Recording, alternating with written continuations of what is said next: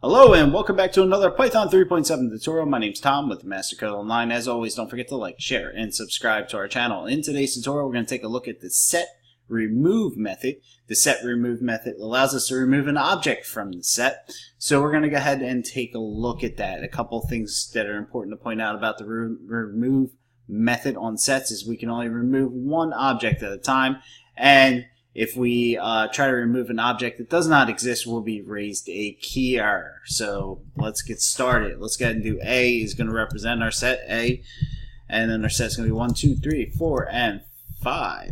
There's our set. We'll call it just to see it, and we'll go ahead and do A.remove, and we'll remove the first object from our set, and we'll use 5. Call A. There we go. We got 1, 2, 3, and 4. Let's go ahead and remove another one. Let's just do A.remove, and we'll remove 4 this time. And we'll call it, we got 1, 2, and 3.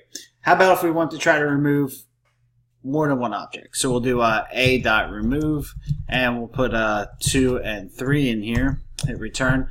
Remove only takes one argument, 2 given. Alright. So how about a list? Let's try a list. A.remove.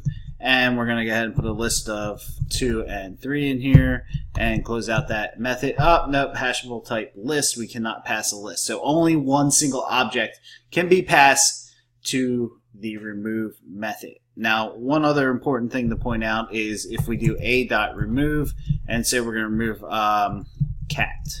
Alright, we know cat was not in that set. So hit return key error cat. Alright. It can't find it, it's going to raise a key error. So if you guys have any questions, please let us know. Otherwise, we'll see you in the next tutorial.